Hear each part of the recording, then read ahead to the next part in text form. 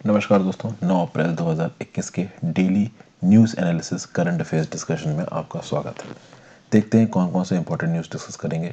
पहली न्यूज़ है coal in power mix hits peak in over 2 years. यहाँ पे बात की जा रही है कि ओवरऑल जो इलेक्ट्रिसिटी कंजम्पशन होता है इंडिया में, उसमें वो इलेक्ट्रिसिटी जो कोल पावर से बनी है या फिर आप स्पेसिफिक या जनरल तरीके से बोलो तो थर्मल पावर से, तो थर्मल पावर से बनी हुई एनर्जी किस प्रकार से रेन्यूएबल एनर्जी के प्रोपोर्शन में ज़्यादा जा रही है। अगर आप बात करो तो in at least 9 quarters during the first 3 months of 2021 India's electricity generation का जो प्रोपोर्शन कोल कंट्रीब्यूट करता है वो बहुत ज़्यादा है। 9 क्वार्टर्स मतलब 9 दिन की बात हो रही है। यहाँ पे 2021 के पहले 3 महीनों में 9 दिन ऐसे आए हैं जहां पे जो कोल का शेयर है इंडिया के इलेक्ट्रिसिटी जनरेशन में वो पिछले किसी भी रिकॉर्ड से बहुत ज़्यादा चला गया है। यहाँ पे देखिए क्या बात की जाती है। 2020 में जब कोरोना का लॉकडाउन लगा था, पैंडेमिक का लॉकडाउन लगा था, उस समय पे अगर आप देखोगे तो जो कोल का ओवरऑल कंट्रीब्यूशन था टुवर्ड्स इलेक्ट्रिसिटी जनरेशन वो थोड़ा कम हो गया था और रेन्यूएबल एनर्जी का कंट्रीब्यूशन थोड़ा बढ़ गया था। लेकिन 2021 में चीज़ें बदल गई हैं। 2021 में रेन्यूएबल एनर्जी का कंट्रीब्यूशन परसेंटेज टर्म्स में घट गया है और कोल का बढ़ गया है। इसकी एक वजह यह भी बताई जा रही है कि रेन्यूएबल एनर्जी का प्रोडक्शन सीजनल फैक्टर्स पे डिपेंड करता है। तो सोलर एनर्जी तभी आप यूज़ कर पाओगे जब सन चमक रहा हो। विंड एनर्जी आप तभी यूज़ कर पाओगे जब विंड बह रही हो। समझ गए ना आप बात को। टाइडल एनर्जी वहीं यूज़ कर पाओगे जहाँ पे टाइड्स आ रही हैं। जियोथर्मल एनर्जी वहीं यूज़ कर पाओगे जहाँ पे नीचे से गर्मी निकल रही है। तो बेसिकली ये जो रेन्यूएबल एनर्जी सोर्सेज होते हैं, इनकी एनर्जी को आप तब यूटिलाइज कर सकते हो जब वेदर आपको फेवर करे तो। और अगर वेदर अनफेवरेबल है और आप रेन्यूएबल एनर्जी से ज़्यादा पावर नहीं पैदा कर पा रहे हो तो कहीं ना कहीं कोल के ऊपर जो आपकी डिपेंडेंसी है वो बढ़ेगी ही बढ़ेगी। ये जो 31 मार्च 2021 को क्वार्टर खत्म हुआ, ये क्वार्टर कब से कब तक था? 1 जनवरी से 31 मार्च। इसमें जो कोल और निगलाइट का जो शेयर था ना, किसमें? इलेक्ट्रिसिटी प्रोडक्शन में, वो 78.9% हो गया। और पिछले साल ये कितना था? 75.9%। यानी 1 जनवरी 2020 से लेकर 31 मार्च 2020 में जितना कोल से इलेक्ट्रिसिटी प्रोड्यूस हुई और 1 जनवरी 2021 से लेकर 31 मार्च 2021 तक जो इलेक्ट्रिसिटी प्रोड्यूस हुई, तो भाई 2020 वाले आखिरी क्वार्टर में 75.9% इलेक्ट्रिसिटी कोल से पैदा हुई थी और 2021 वाले आखिरी क्वार्टर में 78.9%। ये डाटा कौन दे रहा है? ये र्यूटर एनालिसिस का डाटा दे रहा है, जो कि पोस्को रेगुलेटर की रिपोर्ट से डाटा निकाल के हमको बता रहा है। अगर आप बात करो 2020 में ट्रेंड देखा गया, 2019 में और 2020 में लगातार दूसरी बार क्या हुआ कि कोल का जो कंट्रीब्यूशन था towards annual electricity generation of India वो गिरा। हो क्या रहा था कि पिछले कई डेकेड से, पिछले कई दशकों से जो कोल का कंट्रीब्यूशन होता है इलेक्ट्रिसिटी जनरेशन में वो बढ़ रहा था, बट 2019 और 2020 में ये घटा। तो उस समय पे बहुत सारे जो इन्वायरमेंटल रेगुलेटर्स थे और जो हमारे पॉलिटिकल थिंकर्स थे वो चेस्ट थंपिंग करने लगे कि देखो भाई, हमने रेन्यूएबल एनर्जी के शेयर को बढ़ा दिया है और देखिए कोल के शेयर को कम कर दिया है। लेकिन अब यहाँ पे आप देखोगे कि भाई कहीं ना कहीं कोल का शेयर बढ़ रहा है। अगर आप बात करो तो अगस्त 12 2020 को क्या डाटा निकल के आया कि भाई पहली बार डेकेड्स में 12 अगस्त को जो भी इलेक्ट्रिसिटी प्रोड्यूस हुई उसमें कोल का कंट्रीब्यूशन 60% से कम था। इनफैक्ट 2020 के अप्रैल, मई, जून, जुलाई, अगस्त के महीने में आप कह सकते हो, इनफैक्ट इसमें अगर आप मार्च 2020 को भी जोड़ दो, लगातार जो कोल का कंट्रीब्यूशन था इन इलेक्ट्रिसिटी जनरेशन वो कम हो रहा था। ठीक है, लेकिन वो पैंडेमिक का समय था, अभी पैंडेमिक खत्म हो चुका है। और अब आप देखोगे जनवरी 2020 में क्या हुआ। जनवरी 2020 में आप देख सकते हो कि जो कोल का कंट्रीब्यूशन है डेली पावर आउटपुट को वो 80% क्रॉस कर सकता है। यानी टोटल इलेक्ट्रिसिटी कंजम्पशन अगर 100 यूनिट्स हो रहा है तो 80 यूनिट से ज़्यादा कहाँ से आ रहा है? कोल से आ रहा है। ये बात यहाँ पे बताई जा रही है। ठीक है ना भाई। फिर देखिए क्या बोला जा रहा है, recovery in coal fired generation coincided with India's overall electricity demand returning to growth. The country's power demand and share of coal-fired power rose for 7 straight months starting September. मतलब सितंबर से अगर आप डाटा निकाल के देखो तो सितंबर, अक्टूबर, नवंबर, दिसंबर, जनवरी, फरवरी, मार्च, अब तक, अब सितंबर से लेके आगे का जो ट्रेंड है वो क्या बता रहा है कि भाई कोल का जो कंट्रीब्यूशन है एनर्जी प्रोडक्शन में वो बढ़ रहा है। और अगर आप मार्च 2020 से शुरू करके अगस्त 2020 तक जाओ तो कोल का जो कंट्रीब्यूशन था इलेक्ट्रिसिटी को वो घट रहा था। समझ गए भाई, ये बात यहाँ पे बताई जा रही है। Power sector as a glance पे देखिए तो ओवरऑल 3,79,130 मेगावाट इंस्टॉल्ड कैपेसिटी है इंडिया में, जिसमें से थर्मल आपका कंट्रीब्यूट करता है 2,33,171 मेगावाट, जिसमें से कोल है आपका 2,01,085 मेगावाट। अब आप बोलोगे ये क्या है? देखिए थर्मल, अगर कोल बेस्ड पावर प्लांट है, लिग्नाइट पावर प्लांट है, गैस पावर प्लांट है, डीजल पावर प्लांट है, तो इसको आप बोलोगे थर्मल पावर प्लांट। तो आप बोलोगे इसमें फ़र्क क्या है? फ़र्क ये है कि कोल पावर प्लांट में कोल को एज एन इनपुट इस्तेमाल किया जाता है, डीजल पावर प्लांट में डीजल को किया जाता है, गैस में गैस को किया जाता है, लिग्नाइट पावर प्लांट में लिग्नाइट को किया जाता है। तो overall total thermal power energy कितनी? 2,33,171 इंस्टॉल, जिसमें से कोल अकेले 2,01,085 मेगावाट पे, और ओवरऑल पूरे देश की कितनी है? 3,79,130। अगर हाइड्रो पावर देखी जाए तो वो है 46,209 मेगावाट, न्यूक्लियर 6,780 मेगावाट, और renewable energy sources according to ministry of new renewable energy 91,154 megawatt. अब देखिए कोल की 2,01,085, रेन्यूएबल एनर्जी की 91,154। फिर भी मैं कहूँगा रेन्यूएबल एनर्जी सोर्स को बहुत तेज़ी से बढ़ाया सरकार ने, कमेंडेबल जॉब किया है इंडिया ने। आप बोलोगे कि रेन्यूएबल एनर्जी सोर्सेज में क्या क्या आता है, तो small hydro project, biomass gasifier, biomass power, urban and industrial waste power, solar and wind energy, ये सब आपके किस में आते हैं? ये सब आते हैं आपके रेन्यूएबल एनर्जी सोर्सेज में। जनरल स्टडीज पेपर 3 में इंफ्रास्ट्रक्चर एनर्जी के फील्ड में ये पर्टिकुलर न्यूज़ आपको काम आएगी। आगे बढ़ने से पहले वीडियो पे लाइक का बटन दोस्तों, अगर अब तक आपने इस वीडियो को शेयर नहीं किया कर दीजिए, इस चैनल को शेयर और सब्सक्राइब नहीं किया बिल्कुल कर दीजिए। मेरे चैनल हर्षित द्विवेदी एजुकेशन के प्लेलिस्ट सेक्शन में जाके आप वीडियोस की अलग अलग प्लेलिस्ट को रेफर कर सकते हैं। लक्ष्मीकांत की पॉलिटी कंप्लीट हो चुकी है, स्पेक्ट्रम की मॉडर्न हिस्ट्री का मोस्ट इंपॉर्टेंट पार्ट कंप्लीट हो चुका है। चिंता मत करिए, जो लोग प्रीलिम्स 2021 की तैयारी कर रहे हैं, अप्रैल के एंड में और मई के महीने में आपको बम्पर वीडियोस मिलेंगी। आपका एनसीईआरटी जितनी बची हुई एनसीईआरटी 6 से लेकर 12 तक की वो कंप्लीट हो जाएंगी, तो टेंशन फ्री होकर के अपनी तैयारी करते रहिए। अच्छा लगा तो ज्वाइन बटन दबा के चैनल के मेंबर बन सकते हैं। इंस्टा पे फॉलो कर लीजिए, अलग अलग प्रकार से आपसे जुड़ने की कोशिश करूंगा। टेलीग्राम ग्रुप ज्वाइन कर लीजिए, वहाँ पे इस लेक्चर की पीडीएफ और मेरे लेक्चर्स की नोटिफिकेशन आपको मिल जाएंगे। फिर corona virus Indian double mutant strain name B.1.617। देखिए ये बोला गया है कि इंडिया में एक डबल म्यूटेंट वायरस फैल रहा है, जिसको साइंटिफिक क्लासिफिकेशन दिया गया है B.1.617। तो अब तक तो ब्राज़ील, साउथ अफ्रीका और यूके वाला ही म्यूटेंट स्ट्रेन था, अब इंडिया वाला भी निकल के आ गया। तो क्या ये नया म्यूटेंट स्ट्रेन है? नहीं भाई, इंडिया में ये जो B.1.617 म्यूटेंट स्ट्रेन है, इसको पहली बार डिटेक्ट किया गया था 7 दिसंबर 2020 को। और ऑब्वियस ही बात, उस समय पे इसको इतना डेंजरस नहीं समझा गया। अगर इतना डेंजरस होता तो कहीं ना कहीं लोगों की और दुनिया भर की नज़र जाती इस पर।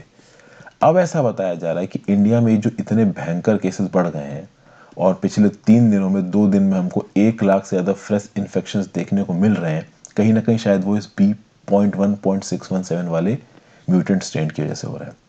इंडिया में बहुत प्रकार के म्यूटेंट्स पाए गए हैं, एक है E484Q, एक है L425R। ये दोनों ही अलग अलग प्रकार के म्यूटेंट है, दोनों ही इन्फेक्शंस है, दोनों ही एंटीबॉडीज को इवेट करते हैं। लेकिन अगर इन दोनों म्यूटेंट को किसी एक वर्जन में आप ले आओ तो वो वर्जन होता है B.1.617। ठीक है, तो E484Q और L425R ये जो म्यूटेंट वर्जन है बहुत से लोगों को देखने में मिला, लेकिन एक ऐसा स्ट्रेन जहाँ पे ये दोनों है वो कुछ रिसेंटली देखने को मिले हैं। किसके द्वारा? इंसाकॉक के द्वारा। ये इंसाकॉक क्या है? तो ये इंसाकॉक एक कंसोर्टियम ऑफ लेबोरेटरीज है जो कि इंडिया में जेनोम सीक्वेंसिंग करती है, और इंसाकॉक द्वारा की गई ही कुछ सैंपल्स की जेनोम सीक्वेंसिंग में ये जो आपको वेरिएंट मिला है B.1.617 ये पाया गया। इस B.1.617 में E484Q और L425R दोनों पाए गए हैं। कहीं ना कहीं इसी वजह से ये शायद स्ट्रेन इतना इन्फेक्शियस हो रहा है।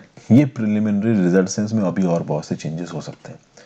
ये जो B.1.617 वाला जो स्ट्रेन है ये लगभग 8 कंट्रीज में पाया गया है। ओवरऑल देखा जाए तो ये जो nearly 70% of the genome sequences that have the mutations characterising B.1.617 and submitted to the global database. देखिए जो ग्लोबल डाटाबेस है GISAID, global initiative on sharing influenza avian influenza, देखिए होता है कि इस जेनोम में बेसिकली इस डाटाबेस में दुनिया भर की कंट्रीज, उनके यहाँ पे जो जो भी म्यूटेंट स्ट्रेन फैल रहे हैं उन म्यूटेंट स्ट्रेन के सैंपल सबमिट करेगी। अभी इस B.1.617 के 70% सैंपल्स इंडिया से मिले हैं। इसके बाद 23% सैंपल्स यूके से, 2% सैंपल सिंगापुर से, 1% सैंपल ऑस्ट्रेलिया से। अगर आप बात करो तो इंसाकॉक का क्या बोलना है? इंसाकॉक का ये बोलना है कि ये जो दो म्यूटेशंस पाए गए हैं E484Q और L425R, इसके साथ एक और म्यूटेशन ही मिल रहा है इस B.1.617 में, वो है P614R, जो कि स्पाइक प्रोटीन में पाया गया है। इनफैक्ट ये तीनों के तीनों स्पाइक प्रोटीन में पाए गए हैं, और वो स्पाइक प्रोटीन वही जगह होती है जहाँ पे कोरोना वायरस बॉडी के रिसेप्टर सेल्स के साथ कांटेक्ट करके बॉडी को इन्फेक्ट करता है। जनरल स्टडीज पेपर 2 में issues relating to development and management of social sector services relating to health, तो ये B.1.617 ये कितना भयानक है, ये आगे आने वाले समय में भारत सरकार के एक्शंस और साथ साथ दूसरे कंट्रीज के एक्शंस बताएंगे। धीरे धीरे इसके ऊपर जो लाइट है वो क्लियर होगी। नेक्स्ट बात करते हैं government to rebut dated OPM strategy. देखिए, केंद्र सरकार ने प्राइवेट सेक्टर की मदद ली है, किस लिए? ताकि कंसंट्रेटेड पॉपी स्ट्रॉ को इस्तेमाल करके एल्कलॉइड की ईल्ड को बढ़ाया जा सके।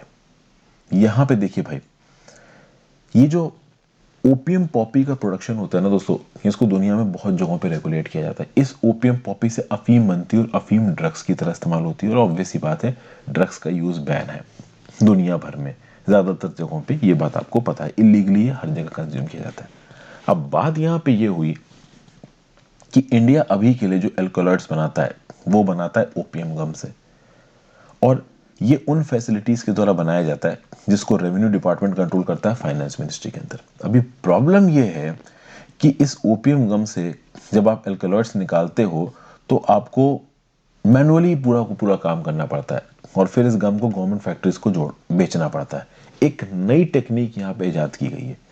यहाँ पे जो फाइनेंस मिनिस्ट्री है ना, ये कुछ नई टेक्नोलॉजी से अब इस एल्कोलॉइड को पैदा करने की कोशिश करेगी। अब होगा ये कि ओपीएम गम के साथ साथ कंसंट्रेटेड पॉपी स्ट्रॉ से इस एल्कोलॉइड को बनाया जाएगा, ऐसा बोला जा रहा है। तो अभी के लिए जो एल्कोलॉइड एक्सट्रैक्शन का प्रोसेस चल रहा था गम के थ्रू, पॉपी गम के थ्रू, उसके बजाय कंसंट्रेटेड पॉपी स्ट्रॉ से जब एल्कोलॉइड्स बनाएंगे तो जो एल्कोलॉइड्स की प्रोडक्शन है ना वो बढ़ जाएगा, ऐसा बोला जा रहा है। और सीपीएस वैरायटी ऑफ सीड्स यानी concentrated Poppy straw variety of seed से अगर आप एल्कोलॉइड्स बनाते हो तो एक साल में 2 से 3 क्रॉप साइकिल्स में आप ये एल्कोलॉइड्स बना सकते हो, जो कि कंसंट्रेटेड पॉपी स्ट्रॉ को इंडोर भी उगाया जा सकता है। मतलब जरूरी नहीं कि उसको बाहर खेतों में उगाओ, आप उसको आर्टिफिशियली क्रिएटेड एनवायरनमेंट में भी उगा सकते हो। एल्कोलॉइड्स की बात की जाए तो ये क्या है? They are a huge group of naturally occurring organic compounds containing nitrogen atoms और एटम्स अमीनो और amino in some cases in the structure. मतलब वो कंपाउंड्स जिनके स्ट्रक्चर में नाइट्रोजन एटम्स हैं वो हो जाएंगे आपके एल्कलॉइड्स।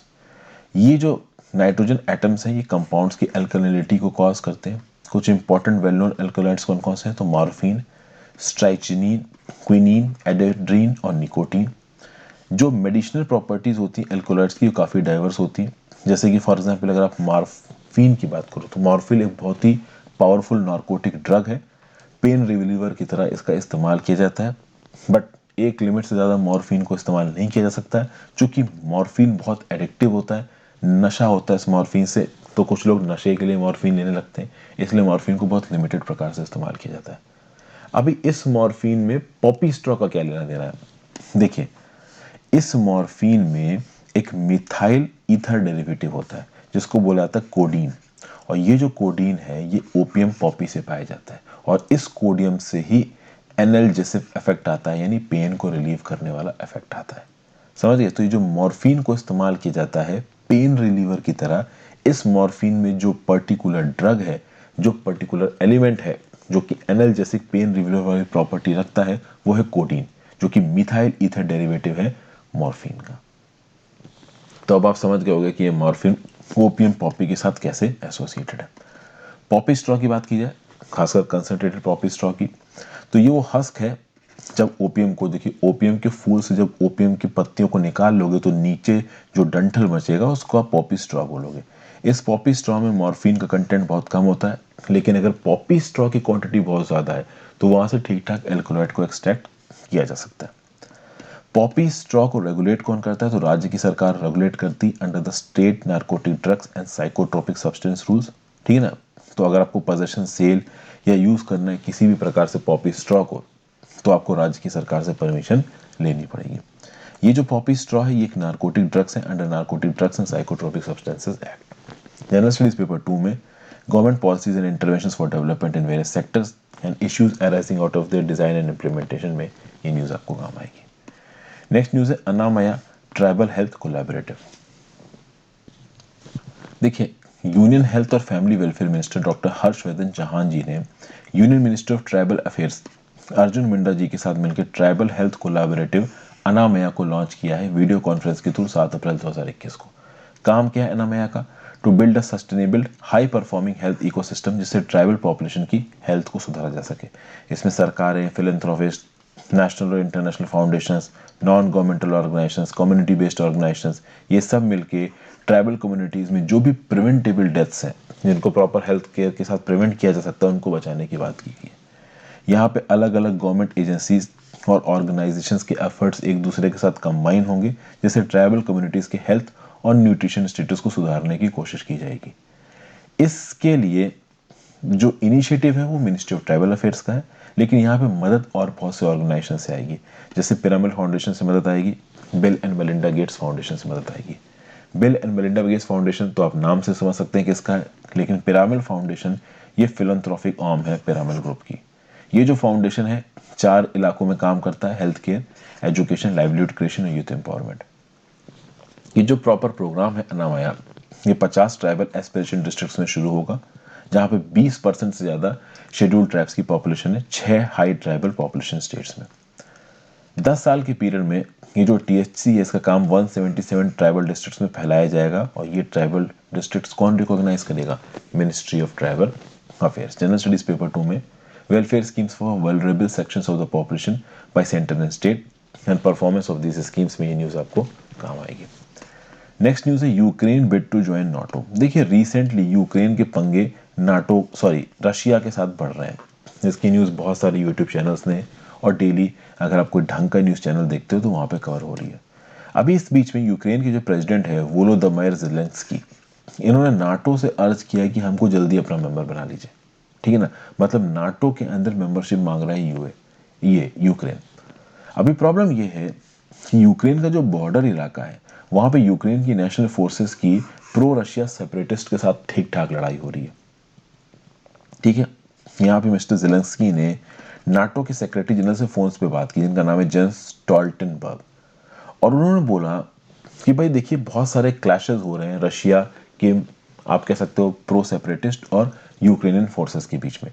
प्लस ये जो रशियन मिलिट्री है वो बॉर्डर के पास बहुत सारे फोर्सेस को मोबिलाइज कर रही है। ईस्टर्न यूक्रेन में एक्चुअली में हालत बहुत खराब है। खासकर यूक्रेन का एक इलाका है डॉनबस रीजन जो कि रशियन स्पीकिंग है 2014 से, वहाँ से बहुत सारे प्रो रशियन सेपरेटिस्ट यूक्रेन के साथ लड़ रहे हैं। कहीं ना कहीं वही चाहते हैं कि हम रशिया से मिल जाए, और रशिया यूक्रेन का तो वैसे 36 का आंकड़ा है। क्रीमियन पेनिनसुला को 2014 में रशिया ने कब्जा लिया था। अभी जब यूक्रेन और रशिया के बीच के रिश्ते खराब होने शुरू हुए हैं तो जो वेस्टर्न कंट्रीज हैं वो कहीं ना कहीं ओपनली यहाँ पे यूक्रेन को सपोर्ट कर रही हैं। ये अलग बात है कि रशिया यूक्रेन पर अगर अटैक कर देता है तो कितनी कंट्रीज मदद करने आएंगी इसकी कोई गारंटी नहीं है। अगर नाटो की बात की जाए तो ये जो नॉर्थ अटलांटिक ट्रीटी ऑर्गेनाइजेशन है, ये आप कह सकते हो वॉशिंगटन ट्रीटी भी इसको बोला था 4 अप्रैल 1949 को यूएस, कनाडा और दूसरी वेस्टर्न यूरोपियन नेशंस के द्वारा इसको लागू किया गया था सोवियत यूनियन के अगेंस्ट कलेक्टिव सिक्योरिटी प्रोवाइड करने के लिए। इसके हेडक्वार्टर्स हैं ब्रूसेल्स, बेल्जियम में, ठीक है ना भाई। इस ट्रीटी का आर्टिकल 5 क्या बोलता है कि इस अलायंस के किसी भी मेंबर के ऊपर यूरोप या नॉर्थ अमेरिका में अटैक होता है तो वह पूरे के पूरे नाटो कंट्रीज के अंडर अटैक माना जाएगा, और इसके चलते सारी की सारी नाटो कंट्रीज यूएस के न्यूक्लियर अम्ब्रेला के अंदर आ गई थी। ये अलग बात है कि किसी कंट्री में कूप हो जाता है तो उस केस में ये नाटो कुछ नहीं करेगा। जैसे फॉर एग्जांपल टर्की नाटो का मेंबर है और टर्की में अर्डोगन के अगेंस्ट कूप हो जाता है तो यहाँ पे नाटो कुछ नहीं कर सकता है। अभी के लिए एज ऑफ 30 मार्च 2021 नाटो में 30 मेंबर स्टेट्स हैं। जो लेटेस्ट मेंबर स्टेट नाटो में जुड़ा है 2020 में, उसका नाम है रिपब्लिक ऑफ नॉर्थ मैसेडोनिया। ये यूक्रेन का आपको नक्शा नजर आ रहा है। यूक्रेन की अगर बाउंड्री देखी जाए, इसकी राजधानी है कीव। ओके, नॉर्थ में है बेलारस, ईस्ट में है आपका रशिया, नॉर्थ वेस्ट में है आपका पोलैंड, वेस्ट में है स्लोवाकिया हंगरी, साउथ में है मोल्दोवा और रोमानिया। ठीक है ना। यूक्रेन के साउथ में पड़ता है आपका ब्लैक सी। तो बेसिकली यूक्रेन एक लैंड लॉक कंट्री नहीं है। जनरल स्टडीज पेपर 2 में इंटरनेशनल रिलेशंस में ये न्यूज आपको काम आएगी। और आज की last news, US commits to withdrawal of combat troops from Iraq. 2003 में यूएसए ने इराक पे कब्जा कर दिया था। 2003 में यूएसए ने इराक पे कब्जा क्यों किया था? क्योंकि उस समय पे इराक की जो लीडिंग पार्टी थी वो बाथ पार्टी थी। बहुत दशकों से राज कर रही थी, उसके डिक्टेटर थे सद्दाम हुसैन, और सद्दाम हुसैन की यूएस के साथ जम नहीं रही थी। ऐसा बोला जा रहा था कि सद्दाम हुसैन ने वेपन्स ऑफ मास डिस्ट्रक्शन को इकट्ठा कर रखा था। सद्दाम हुसैन यूएस की बात सुन नहीं रहे थे और कहीं ना कहीं सद्दाम हुसैन की सक्सेस में यूएस का हाथ था। प्लस यूएस ने बोला कि सद्दाम हुसैन के एडमिनिस्ट्रेशन के अलकायदा के साथ लिंक्स है। तो इन सब चीज़ों को लेकर यूएस ने इराक पर अटैक कर दिया। सद्दाम हुसैन पकड़े गए, फांसी पे चढ़ा दिया गया इनको। अब इस 2003 के इन्वेजन के बाद कहीं ना कहीं बहुत लंबे समय से जो यूएस फोर्सेस हैं वो इराक में जमी हुई हैं। तो यहाँ पे एक स्ट्रेटजिक डायलॉग शुरू हुआ है इराक के बीच में और यूएस प्रेसिडेंट जो बाइडेन जी का एडमिनिस्ट्रेशन है उसके बीच में। अक्सर कर यहाँ पे देखा जाता है कि ईरान से लिंक जो शिया मिलिट्री ग्रुप्स हैं वो इराक की ज़मीन पे यूएस फोर्सेस यूएस कैंप्स के अगेंस्ट अटैक करते ही रहते हैं। कहीं ना कहीं वो चाहते हैं कि इराक से यूएस बाहर निकल जाए। यूएस को भी समझ में आ रहा है कि भाई इस इराक के बचड़े से बाहर निकलो, बहुत हो गई यहाँ पे फालतू की लड़ाई। तो रिसेंटली वीडियो कॉन्फ्रेंस हुआ है secretary of state Anthony Blinken on behalf of USA and foreign minister Fawad Hussain on behalf of Iraq कि भाई इराकी फोर्सेस अपने प्रोटेक्शन को देख लेंगी, यूएस फोर्सेस को बाहर निकल जाना चाहिए। देखते हैं इसमें कितना जल्दी बाहर निकलता है। इराक की बाउंड्री को देखा जाए तो नॉर्थ में टर्की, नॉर्थ वेस्ट में सीरिया, ईस्ट में ईरान आता है, इराक के साउथ में आता है आपका सऊदी अरेबिया, एक बाउंड्री इसकी जॉर्डन के साथ लगती, कुवैत के साथ लगती जिसके ऊपर इसने अटैक कर दिया था, और छोटी सी बाउंड्री इसकी पर्शियन गल्फ के साथ भी लगती है। तो इराक भी एक लैंडलॉक कंट्री नहीं है। अगर आप देखो तो जनरल स्टडीज पेपर 2 में जनरल इंटरनेशनल रिलेशंस में न्यूज़ आपको काम है। So thank you for watching friends. I hope आपको इस करंट अफेयर डिस्कशन में कुछ सीखने को मिला हो।